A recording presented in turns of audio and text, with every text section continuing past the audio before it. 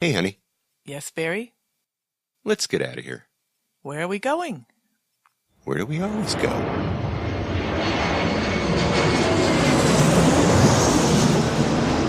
Fascina el viento, este ritmo de palmas, sin mi naturaleza, hasta encontrar la playa. Por eso grito al mundo, yo soy de Puerto Vallarta.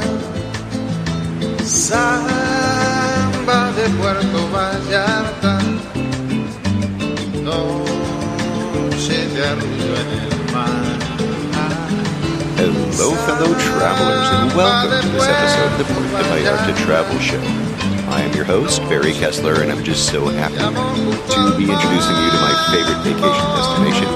Hey, maybe it's even yours. And if not, why not? It's Puerto Vallarta, Mexico, of course, and that music you're listening to is performed by Alberto Perez.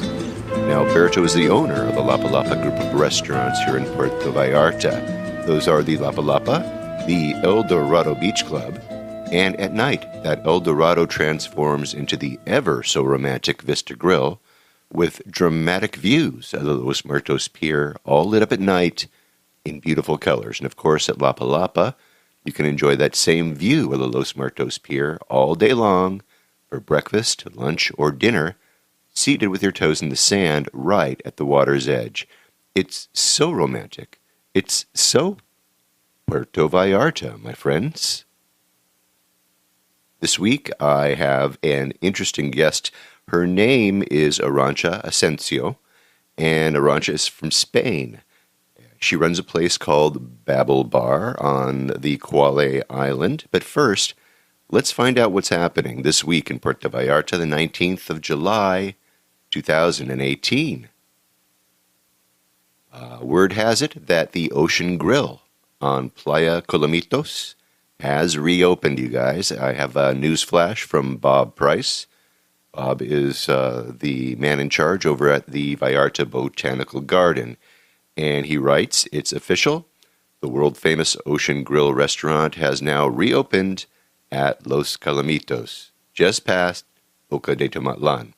Today was the soft opening, and I was lucky enough to be invited with Peggy and Big Daddy, Ernesto, and Alexa. So, check out the water taxi at Boca Pier and spend a magical day floating in the ocean, snorkeling, or eating and drinking in this magnificent setting. Go there, he says. Okay. Now, I don't know if you guys remember or not, but they closed down the Ocean Grill about a year ago due to some issues concerning, some ecological issues, some taxes. They were doing some building, I guess, that they should have been doing. Whatever it was, it looks like they're back in business again. And I'm going to make sure when I'm there in October that I get over there and check that place out, and I'll report back to you guys. By the way, if you are planning on going to the Ocean Grill, just a reminder, you can't just I don't think you can just take one of the Boca de Tomatlan boats. You need to take their boat. They have an Ocean Grill boat, I think, that will take you there. That is one way to get there. The other way to get there is, and you get that at Boca, by the way, the other way to get there is to take that hike that I took you on last year, and that was the hike from Boca de Tomatlan to Las Animas Beach. And that's the first stop along the way. That's the first beach that you hit when you take that Boca de Tomatlan to Las Animas hike. So you can make reservations, and you need to make reservations, by the way, if you want to eat at the Ocean Grill. At least that's the way it was before. I'm guessing that it's the same. And speaking of October, I made reservations, like I said, to fly down to Puerto Vallarta. I am going via Southwest Airlines because one bag flies free, you guys. I like that. And the round-trip air was just, you couldn't beat it. It was $218 round trip from Los Angeles, nonstop, to Puerto Vallarta. So 3 hours later, you're there on the beach for just over $200. That's not bad. I also picked up a Airbnb and that one is going to cost me $25 a night, plus a little bit of cleaning services and taxes. That comes to 6 nights for $147.73. So for 6 nights, and at that Airbnb, and for the round-trip air from LAX, the whole thing is going to cost me $365.73. That's not bad. Now, the condo that I'm going to be staying in, this Airbnb, is up in the Cinco de Diciembre neighborhood. There's only 1 or 2 reviews on it. And I know I'm going to be walking up some hills and climbing some stairs, no doubt, because I've seen pictures of it. But it's air-conditioned. And, when you're going to Puerto Vallarta in the month of October, you need air conditioning, folks. I was there in May, at the end of May, and I needed air conditioning too. So just keep that in mind. If you're looking for an Airbnb and you're looking to cheap out and get one that doesn't have air conditioning, that's fine to do that, in regular season. But when it's hot outside, don't do it. You will be so sad. Okay. Now, I got a lot of mail and I got a lot of emails after last week's interview that I had with Rambo, with Edgar. And I got this note from Fred, and Fred writes, "Hi, I ran into Rambo yesterday and brought him to an internet cafe to listen to the podcast. He was tickled to death. That's me," he kept saying. "Thanks for the show and take care, Fred." Now, Fred also writes, and he tells me that Edgar, prefers to be called Rambo. So, when I told you, hey, go over there and call him Edgar, see what he thinks, he probably would prefer to be called Rambo. At least that's what Fred tells me. So thank you, Fred. Thanks for that inside advice. And remember, when you guys do see Rambo, go make sure that you tip him, right? If he's dancing, say hi to him, tell him that you heard him on the Puerto Vallarta Travel Show. He's going to really dig that. He's going to think that's pretty good. All right.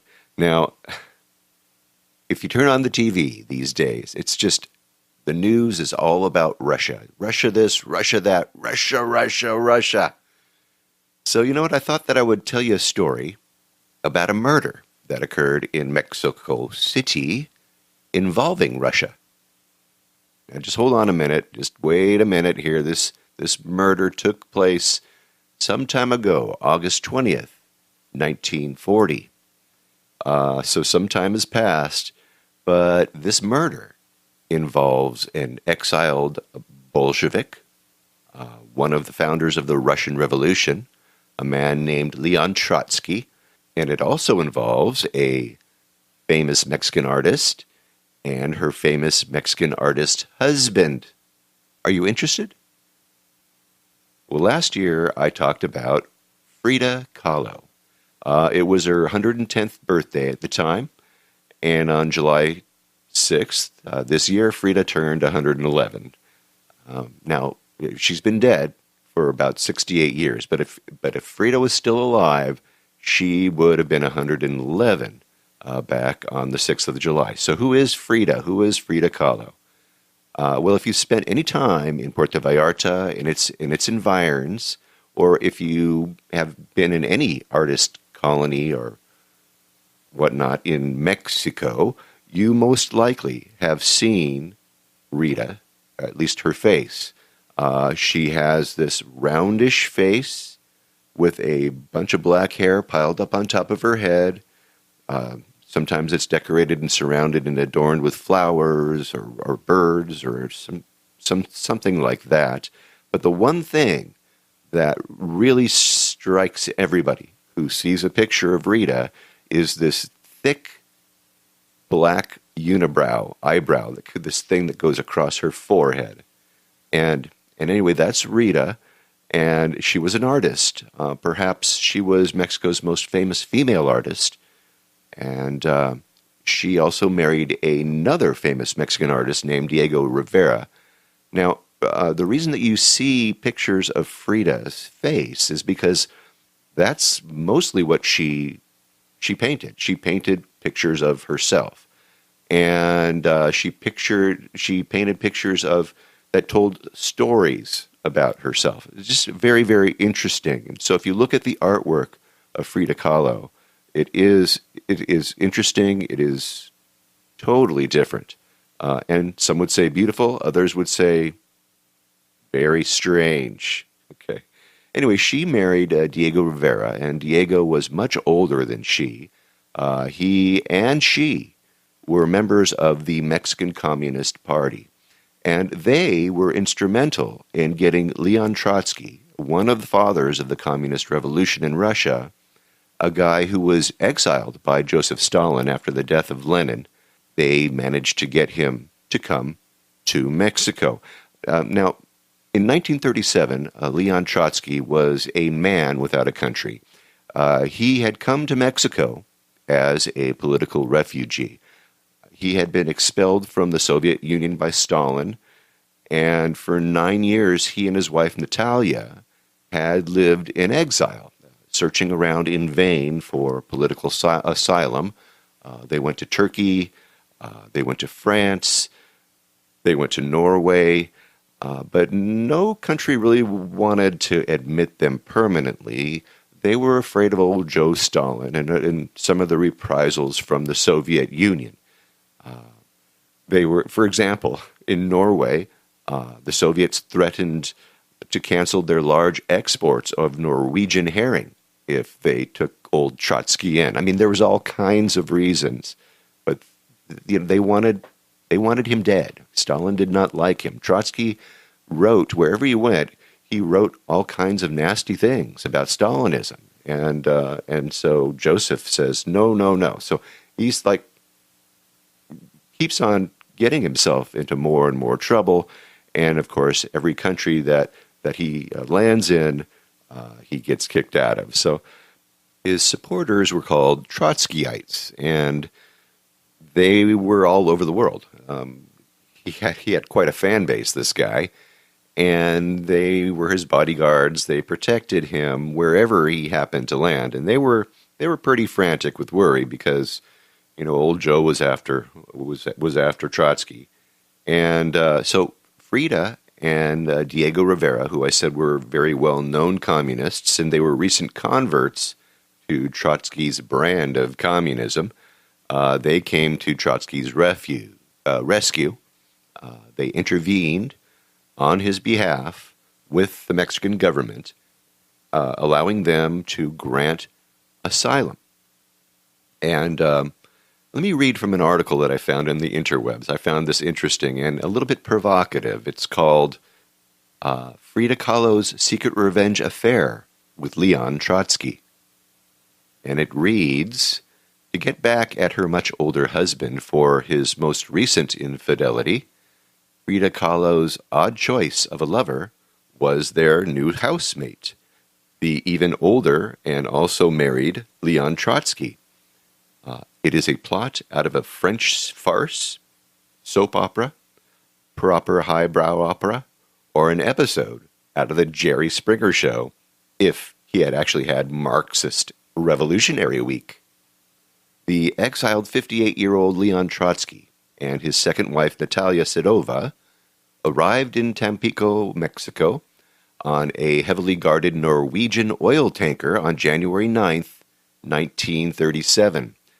The muralist and dedicated Trotskyite Diego Rivera had lobbied the Mexican government to offer Trotsky political asylum. Diego, ill and hospitalized, could not be at the port to meet the Trotskys.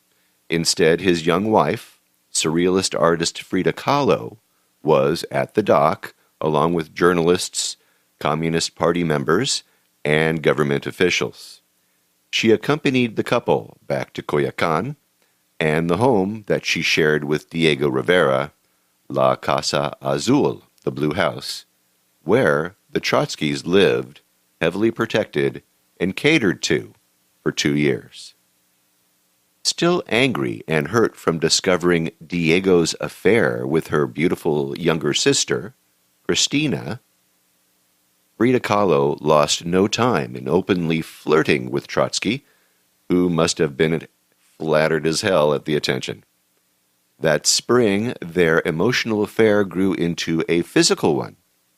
Some of Frida and Trotsky's clandestine meetings took place at Christina's house, which Diego had probably bought for her, along with a suite of red leather furniture.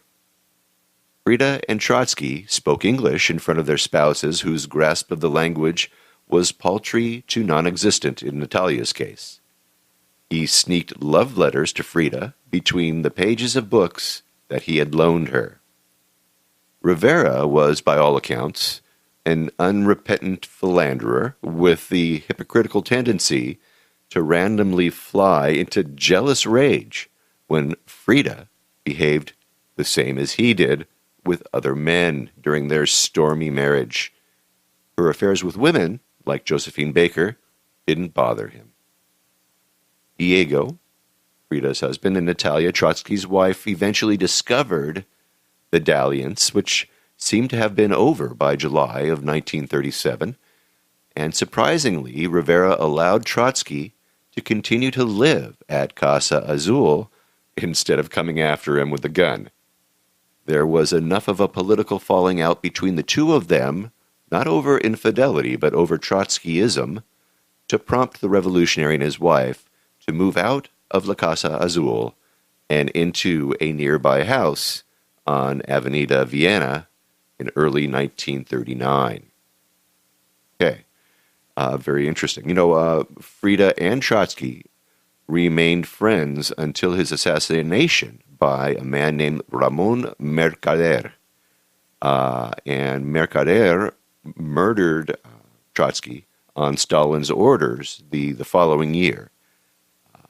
Trotsky was struck on the top of the head with an ice axe. Now, Jacques Mercader was a Spaniard who was brought by his mother to the USSR after the Spanish Civil War, and he was raised as a rabid Stalinist. He was trained by the secret police to kill Trotsky, and Mercader actually split Trotsky's skull with an ice climber's axe, which he had hidden inside of his raincoat. And for this, Mercader spent 25 years in a Mexican prison, and then upon his release, a Czechoslovakian plane picked him up, and brought him to Russia, where he disappeared. And after Trotsky's assassination in 1940 by this Stalinist agent, Frida Kahlo was questioned by the police for suspected involvement in the murder. You see, she had actually met the assassin, Ramon Mercader, in Paris and invited him to stay, invited him into the Trotsky's refuge in Coyoacan. Now, those in charge said that these suspicions were unfounded, but, I wonder, were they?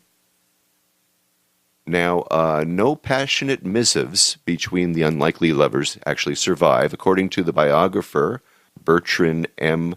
Patanade, author of Trotsky's Downfall of a Revolutionary.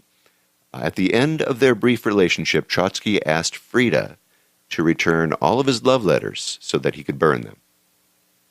And speaking of burning, Trotsky's body was cremated, and his ashes are buried in the courtyard under a stone that bears his name above a hammer and sickle. And the house is now a very popular tourist stop in Mexico City.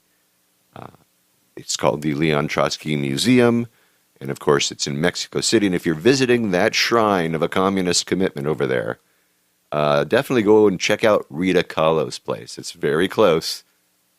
Casa Azul is right down the street. Now, Trotsky's office, where he was killed, is exactly as he left it, even with an old-fashioned typewriter with Russian letters. So there you have it, folks. Russian meddling taking place in Mexico involving our dear Frida Kahlo. Say it isn't so. Oh, well. I have links to all the articles in the show notes, so check them out. All right.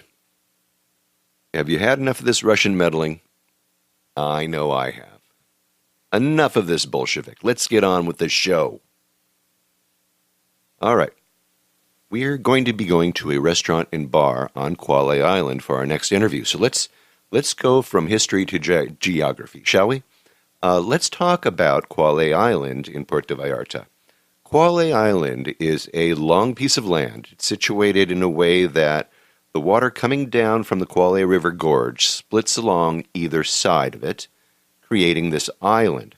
And from Avenida de Jacarandas to the ocean, which is about 6 blocks long, that's about the length of this island.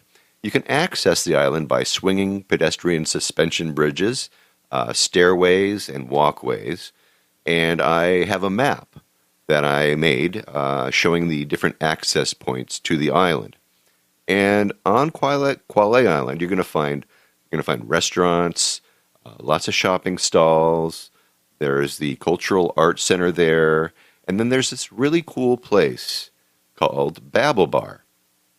Now you can get to Babel Bar several ways. The easiest way is to get to the Insurgentes Bridge. We call it the Old Bridge. It's right near the Belmar Hotel. It's right near Encanto. It's actually right there where Mario the watchmaker does his watch work. So you walk right past Mario, down the stairs, and then past Le Bistro Cafe there. There's a statue of John Huston. You just keep on going, and you follow some signs that will lead you to the Babel Bar. Now, the space where the Babel Bar is just, it's peaceful. It's like right along the river, and they have tables that are set up there underneath a kind of a long palapa-like thing right along the river. There's a little wall there, and you just sit there and you watch the river go by. You can't really see the kitchen from where you are, but you do see a bar, and there's a dancing floor. There's a little area there where you can dance. There's a place where entertainers set up. The day that we were there, there was a duet playing some beautiful music. I got pictures of them in the show notes. You can check those out. There's a little space off to the side where there's some hammocks that are set up so you can kind of lounge around. And you can also sit there and look up at the homes up on Gringo Gulch. Just a lovely, lovely, lovely view from where you're sitting. And it's just a great place to sit down and have a drink, listen to some music, and just enjoy your day and have a wonderful meal, which I happened to have when I was there. Now, there is another way that you can get to Babel Bar, and that would be to walk up Achilles Cerdan, and then between Aguacate and Jacarandas, there is another one of those suspension bridges that will take you just almost right there to Babel Bar. So, why am I bringing you to this place? I'm bringing you there because, well, I like it. It's a hidden treasure. It's not something that you're going to see or find, really easily. So I got to bring you there, right? And I love it there because they have the live music. They've got special events. They're very involved in helping with different Vallarta charities. It's just an unusual place with a really, really good vibe, great food and music. So let's go right now to Cuale Island in Puerto Vallarta, Mexico, and let's meet Arancha Asensio from Babel Bar, Puerto Vallarta. Thanks for inviting me to Babel Bar. Hello, Barry. Thanks for coming. Tell us a little bit about yourself. Where are you from, and what was your path to Puerto Vallarta? Okay, I'm from Spain, and 4 years ago I came here with my husband and my 2 kids to Puerto Vallarta.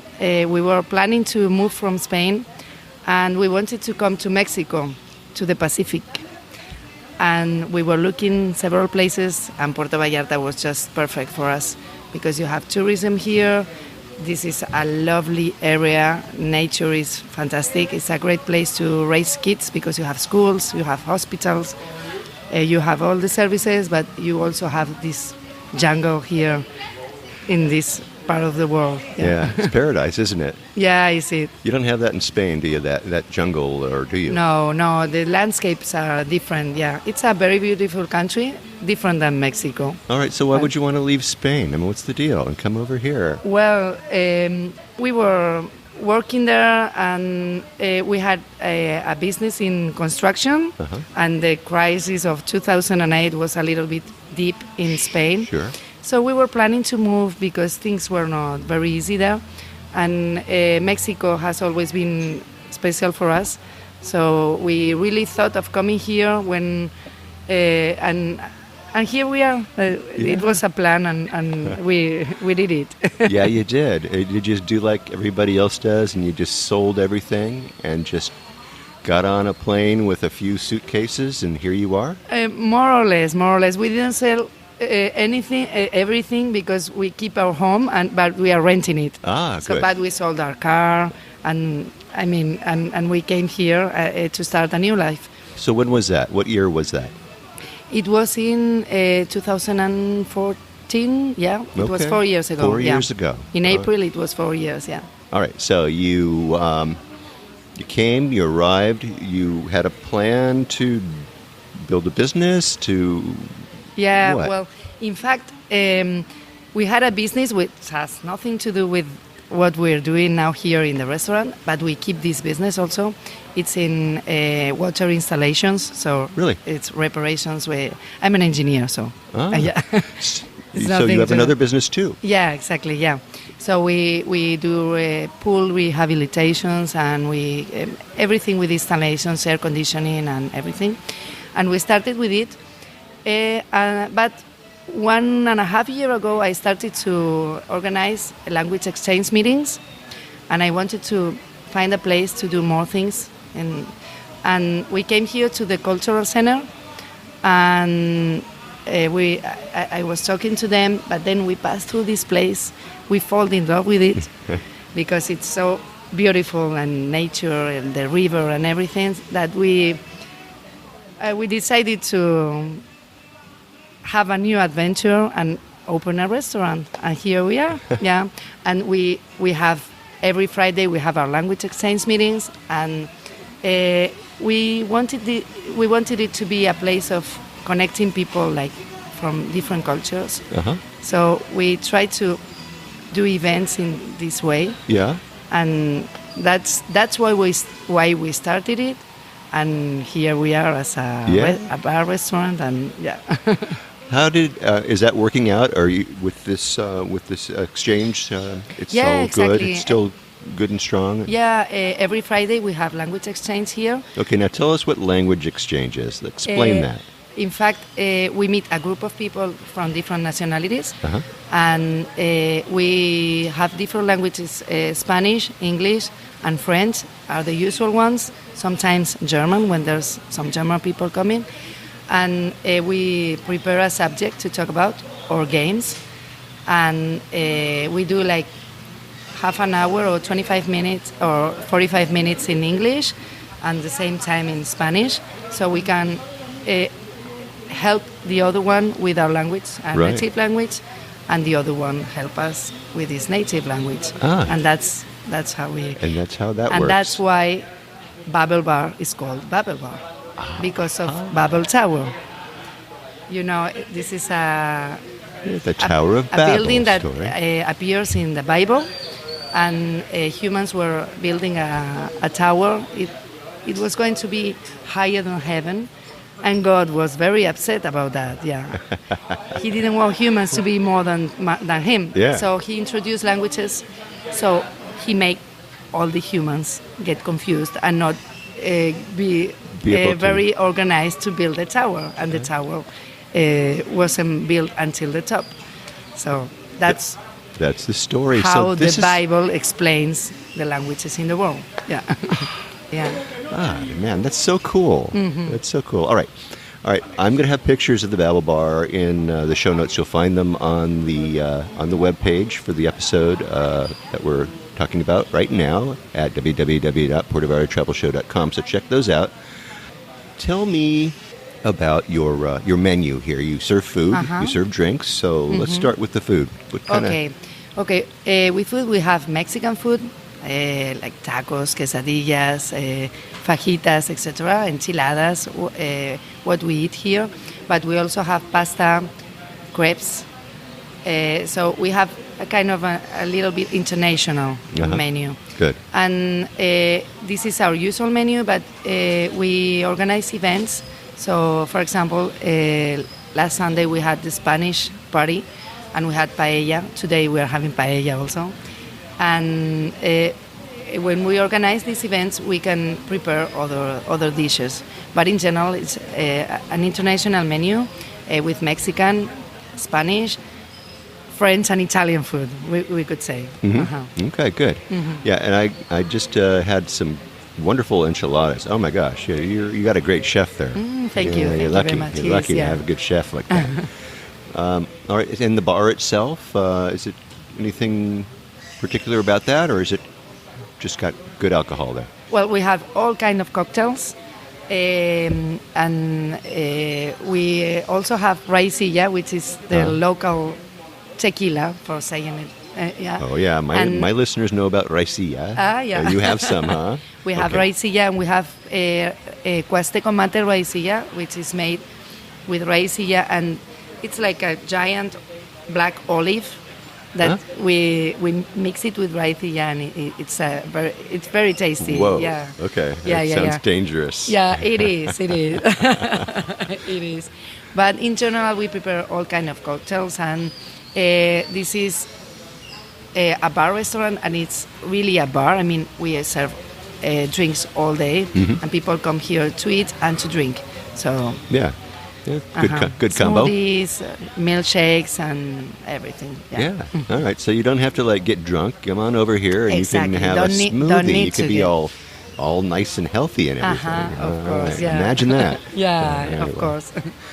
And we all like to eat healthy when we're on vacation. Ha ha ha ha ha.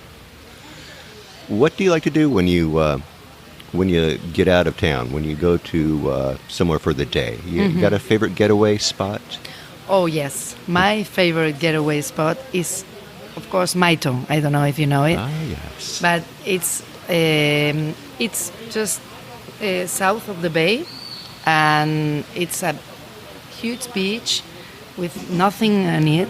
No, there's only two little hotels on the edge, and then you have all this huge beach for yourself. You really feel that you are in planet Earth because you're just alone. You see the sunsets are wonderful, and you really get out of every problem in your mind because you're in another world.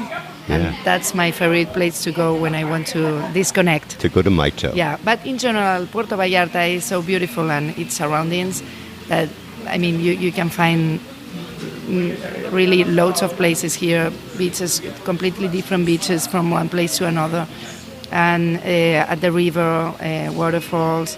I mean, it's perfect. Okay. And as I have several kids, I usually go out during the day, and we try to go to nature and places where they can play. Yeah. So those are my places to go. Good. Yeah. You have little kids, so you're going to start them. Are they old enough to go to school yet? Are they in school? I have one 10-year-old kid. Another is 8 years old. They both go to school. They were born in Spain, and we came here with them. And I have a little Mexican. Yeah. He's 8 months. Felicidades. Yeah, thank you. Look at you. Gracias. What's the schools like here? Are they compared to the ones in Spain? Well, the system is a little bit different, but I find that schools here are good. You have a very big offer. I mean, there are loads of schools to choose. Yeah. And I like the school where they go. I think they learn there. And you have very good options here in Puerto Vallarta. That's one of the reasons that we came here. Now, are those public school options or are those private school options? Both of them. My kids are going to a private school, but I know that there are some good options in public schools also. Well, that's really good to know because a lot of younger families are moving here, and it's school, Yeah. and that Of learning thing course. is kind of important. So, Of course, yeah, that's a very important thing. That's one of the reasons why we chose Puerto Vallarta to live, because you have a very big offer and you have good schools here to send your kids in private and public schools, both of them. So, yeah. Okay. What about health insurance and stuff like that? You've been here 4 years now? I'm sure that you've gotten your residency and Yeah, exactly. you're all set as far as that goes. So, Yeah. you've got like private insurance as well too? Yes. Yeah, we have a private insurance. It's like I don't know how you call it in English, but it's when there's something important. It's a major issue, right? Yeah, okay, exactly. yeah. When it's something important that happens to you, it I covers can't remember it. the name either, Yeah, so okay. I'm sure it'll come right. Yeah. Catastrophic, they call it. Catastrophic, Yeah, that's it, exactly. yeah. No, I mean, I think it's from 5,000 pesos. It covers you. So little things you have to pay, but when you have a big issue, it covers you. Yeah. And we also have the public insurance. So, but we haven't really used it only for my baby's For that birth. 8-month-old child. Exactly, Right. that's the only thing. And once that my husband, he had an accident falling on the rocks at the beach, Yeah. and he had his rehabilitation and everything, so everything went It was okay, good. yeah. It was good. So the insurance is good as long as you got a good policy, I'm sure. Right? I Exactly, mean, it's just like anything. Yeah, but I think it's important to have a private one also, so you can choose when the problem comes, when a health problem comes, you can choose where you go and everything. So Yeah. we prefer to have both. Yeah. Okay, cool. This is all good. This is all good information for my listeners. Have you run into any issues running a business? Have you? Is it difficult? Have you found it hard to maybe keep employees? Anything like that? Yeah, well, in fact, the first thing that was difficult was that when we rented this place, everything was closed in this part of the island. So, and it was like this for a couple of years. Yeah. So people didn't know that there was something pretty in lonely. here. Yeah, exactly. And Wow. it was pretty lonely. And now it's been a year and something, a little bit more than a year. And people start knowing that we are here, but there are still a lot of people that don't know that something's running Yeah, here. yeah. So this was the first difficulty. And then for the staff, comparing to Spain, here people, they move a lot. I mean, from one job to another one. So sometimes it's difficult to find people to work and then keep them here, and Yeah. comparing to Spain. In Spain we have another mentality, and when you get a job, it's that you're going to stay there for years. So Right. that's the mentality. So, and here it's different because as this is a touristic place and there's a lot of job here, so they move from one place to another one. But in general now we are very happy with the team that we've made. So now we are okay. Yeah. Yeah. But at the beginning it was hard to find people and to keep them. Yeah. Yeah, understandable. What kind of advice would you give to a first-time visitor to Puerto Vallarta? Well, to enjoy Puerto Vallarta because it's one of the most beautiful places in the world, I think.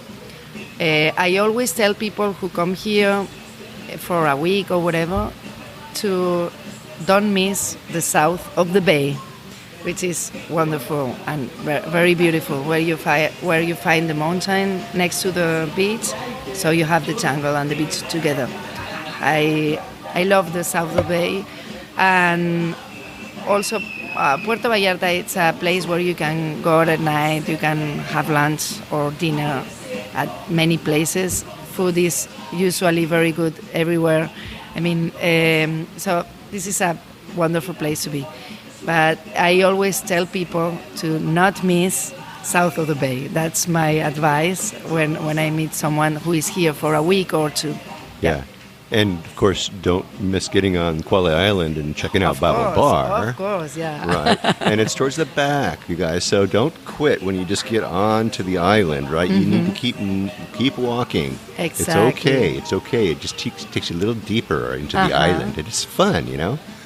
Exactly. And you also go from here, you go to Elizabeth Taylor's house. Yeah, the steps are right up here. Just Exactly. you can see them from here almost. If there wasn't a big tree in my way, I could probably see it. So what would I say? You take a walk on the center, then you come here. You have lunch or whatever you want. Then you have a siesta on the hammock to keep energy, and then you climb the stairs to Elizabeth Taylor's house. Up the 120 stairs to Elizabeth Taylor's exactly. house. Yeah. So you got a hammock here, huh? Yeah, we have hammocks. Yeah. All right, look at that. All right. And customers usually have lunch or whatever, and then they can have a siesta, and then they continue their work. Well, okay, so you've got some nice music playing now, but before you had a really cool couple here that were playing guitar and violin. They were great. Yeah. Do you have entertainment here often? Yeah, in fact, this violinist, she comes here every Saturday, and now we are having live music every weekend, Saturday and Sunday for lunch. But in general, during the week, we have some days that we have events, so we post it on Facebook, and we bring musicians. But during the weekends, we do it every Saturday and every Sunday. We have music at lunchtime. Yeah. Okay, excellent. Well, they were great. And just sitting out here by the river and in this part of the island, it's really nice and relaxing, you guys. You guys got to get out here and try it. It's all open air, but it's got a nice high roof, and it's just that's an interesting space that you found here to rent. Yeah, of course. What is your, where can we find you online? You're on Online, Facebook? Yeah, you can find us on Facebook. It's Babel Bar Puerto Vallarta, and also Google. And our website is our Google website. Okay. And but we are very active in Facebook. We post everything, and we try to keep people informed about what we are doing. And that's mostly. Excellent. All right. So I'll have links to all of those items that we just talked about in the show notes for this episode. And I just can't thank you enough for letting me introduce you and Babel Bar to my listeners. You've been great. Thank you so much. Thank you very much. Thank you, Barry. All right. Thank you, Arancha. Thank you so much for taking some time and telling us a little bit about what you guys do. Now, they've got some interesting things coming up. Saturdays and Sundays from 1 until 3, they're going to be having live music. And it's a new project with several musicians called Son de la Osita. Son de la Osita. It's fusion, kind of flamenco, Latin music. I've got a video of them in the show notes, so you want to check that out. And then Cheryl's Shoebox is going to have their 3rd annual Summer Bash on Sunday, August the 5th over at Babel Bar. It's going to be at 2 p.m., so you want to get there early. Now, I'm going to be interviewing Cheryl over from Cheryl's Shoebox, but let me just tell you a little bit about what they do. They raise funds for shoes. Imagine that. School material as well, and other programs for kids in need. This is the 3rd time that they have organized this party, and the 2nd time that it is going to take place at Babel Bar. Last year, there were about 200 people attending, and they expect around 250 this year. There's going to be live music. The Jamaican Brothers and Sylvie and the Zippers are going to be there. There's going to be fun games like a shoe decoration contest. So you want to make sure that you're there. If you are there in August, that's going to be August 5th, Sunday, August 5th at 2 o'clock at Babel Bar. So make sure that you're there for that event. See, this is what I'm talking about when I say that these people really care about the community. And I have pictures in the show notes, again, of the Babel Bar, of Arancha, And I have pictures of just the whole area. I've got some pictures of the great food that they serve there as well. And like I said, I got a map that I made of Cuale Island, so you can check out how lame my map making is. Okay. All right. Okay. Well, look, that should do it for this episode of the Puerto Vallarta Travel Show. Next week, stay tuned for more on-the-ground reports from Puerto Vallarta, Mexico, with travel tips, great restaurant and excursion ideas, and more. But until then, remember, this is an interactive show where I depend on your questions and your suggestions about all things Puerto Vallarta. If you think of something that I should be talking about, then please reach out to me by clicking on the Contact Us tab and sending us your message.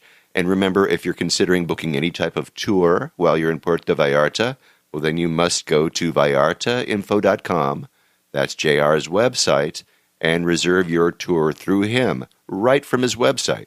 Remember, this is a value-for-value proposition, my friends. JR's experience and on-the-ground knowledge of everything Puerto Vallarta in exchange for your making a purchase of a tour that you would do anyway. You're just doing it through him as a way of saying thank you. Thanks, JR, for being our guide. And it costs no more than if you're going to be using someone else to do it. So just do it, really. And when you do take one of those tours, email me about your experiences. Maybe you can come on board and share with others what you liked or didn't like about the tour. Again, contact me by clicking on the Contact Us tab and sending off a message. And don't forget he's got his DIY maps, his DIY tours, his special maps, his revitalized happy hour board, and more. And I have links to all of those in the show notes. In fact, I've got them all over my website. So check out JR's things exactly, okay? And once again, if you like this podcast, take the time and subscribe. Give me a good review on iTunes if you would. That way we can get the word out to more and more people about the magic of this place, Puerto Vallarta, Mexico. And remember, I made it easy for you to do just that with each episode I create. But if you haven't been to my website, you really need to get there. Have a look. I have links to the places that we talk about. I have interesting pictures and more right there in the blog posts and in the show notes for each episode that I create. So get there if you haven't already, all right? All right. Okay, so thank you, Arancha Asensio from Babel Bar PV. You have a great place on Cuale Island. Make sure, you guys, that you get there, take some time, get out there, and enjoy the Riverside. Sit, listen to some music, have some great food, enjoy the great drinks, and enjoy Cuale Island. Really, I have pictures of her place, links to the places that we talked about right there in the show notes. So, thank you, all of you, for listening all the way through this episode of the Puerto Vallarta Travel Show. This is Barry Kessler, signing off with a wish for all of you to slow down, be kind, and live the Vallarta lifestyle. Nos vemos, amigos. Samba de Puerto Vallarta, noche de arrullo en el mar. Samba de Puerto Vallarta, noche de amor junto al mar.